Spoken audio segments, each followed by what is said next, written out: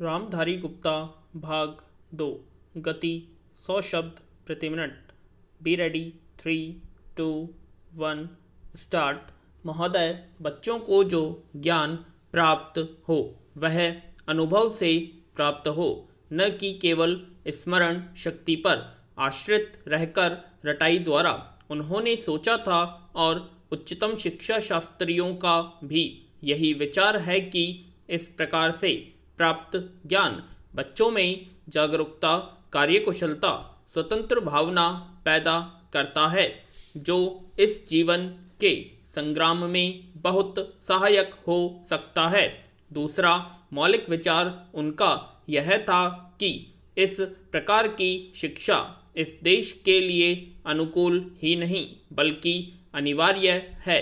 बच्चों से जो कुछ भी काम कराया जाए वह उत्पादक कम हो और उससे जो कुछ भी पैदा हो उससे शिक्षा का व्यय यदि पूरा नहीं तो अधिकांश निकल सके, क्योंकि यदि शिक्षा का व्यय दूसरे प्रकार से निकालने का प्रयत्न किया जाएगा तो वह बोझ इतना बड़ा होगा कि शिक्षा सार्वजनिक ही नहीं बन सकेगी।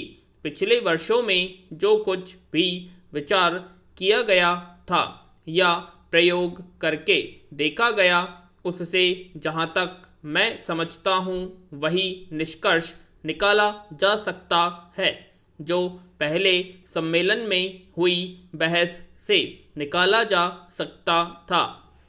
हमारे शिक्षा शास्त्रियों ने इस पद्धति की अनुकूलता और श्रेष्ठता तो मान ली थी, पर उनकी दृष्टि में इसके द्वारा शिक्षा का व्यय निकालना असंभव ही नहीं अनुचित भी था। प्रयोग से देखा गया है कि इस पद्धति की उपयोगिता है और इससे पूरा नहीं तो अधिकांश व्यय निकाला जा सकता है।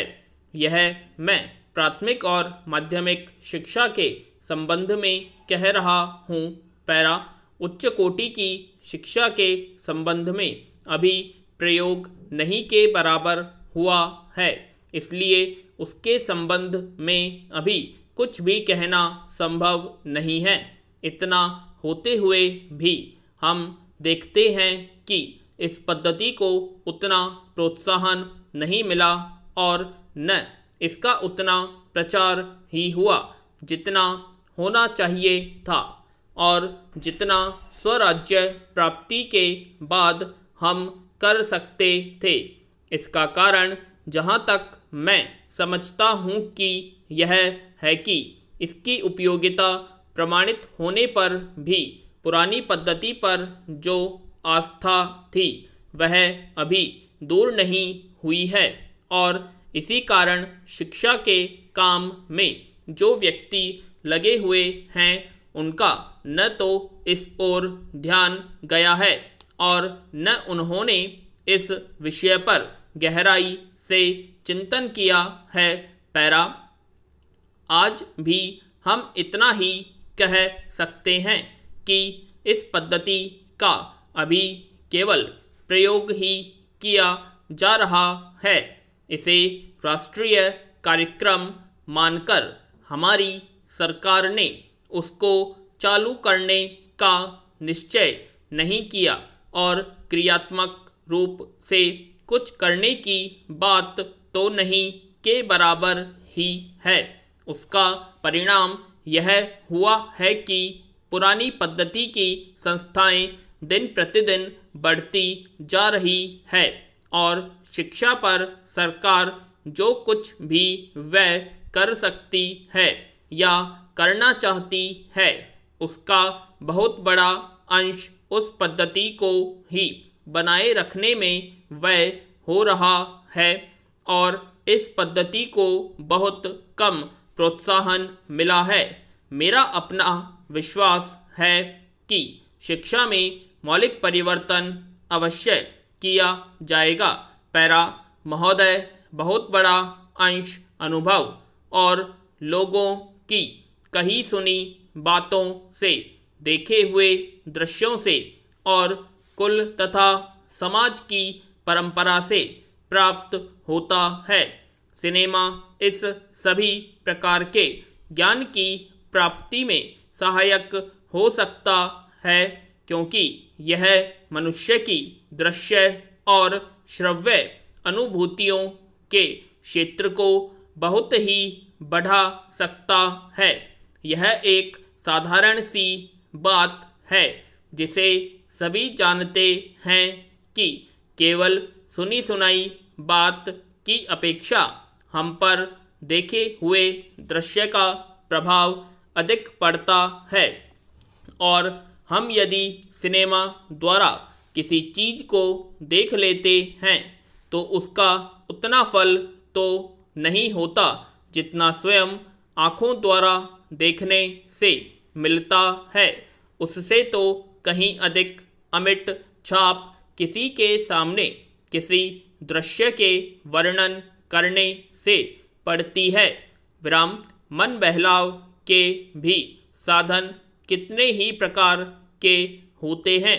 कुछ तो ऐसे हैं जो मन बहलाव के साथ साथ शिक्षाप्रद भी होते हैं और इसके विपरीत बुरे संस्कारों का साधन बन जाते हैं।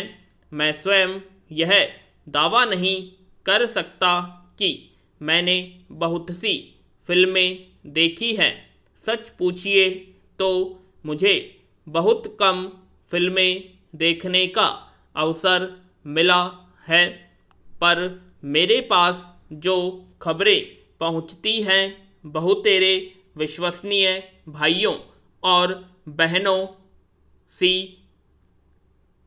के द्वारा जो शिकायत पहुंचाई जाती है उनसे मालूम होता है कि बहुतेरी फिल्में दूसरी कोटि की है, जो शिक्षा अथवा मन बहलाव का साधन न बनकर बुरी वासनाओं को जागृत करती है। विशेषकर युवकों के चरित्र पर बुरा प्रभाव डालती है। हो सकता है कि इस प्रकार की फिल्में अधिक लोकप्रिय होती हों, उनके द्वारा अधिक पैसे कमाए जा सकते हों। कुछ लोग यह कह सकते हैं कि फिल्म निर्माताओं का काम ऐसी फिल्मों को बनाना है जो लोकप्रिय हो, क्योंकि वे एक प्रकार की मांग को पूरा करती है। पैरा यह भी कहा जा सकता है कि फिल्मों का ध्येय मन बहलाव ही है। उसको तो तभी सफल मानना चाहिए जब फिल्में उन लोगों का मन बहला सके जिन लोगों के लिए बनाई गई हों। ये सब बातें बहस के रूप में कही जा सकती हैं, पर मैं चाहूँगा कि कोई भी सिनेमा हो अथवा फिल्म के बनाने वाले हों, वे यदि अपना कर्तव्य समाज सेवा समझते हैं और उन्हें ऐसा समझना भी चाहिए, तो उन सब के लिए ये सब बातें यदि अग्राह्य नहीं तो गौण अवश्य है, और उनका मुख्य उद्देश्य तो सेवा ही होना चाहिए। पैरा सेवा तभी तक सेवा रहती है जब तक वह सेव्य का हित करे, न कि उसे गिराए। इसलिए मैं चाहूँगा कि फिल्म बनाने वाले इस पर विचार करें कि उनका उद्देश्य क्या है। उद्देश्य सेवा ही होना चाहिए, और सेवा के साथ साथ यदि धनोपार्जन भी हो जाए तो निर्दोष है। यदि धनोपार्जन ही उद्देश्य हो और सेवा न हो तो वह अग्राह्य होना चाहिए।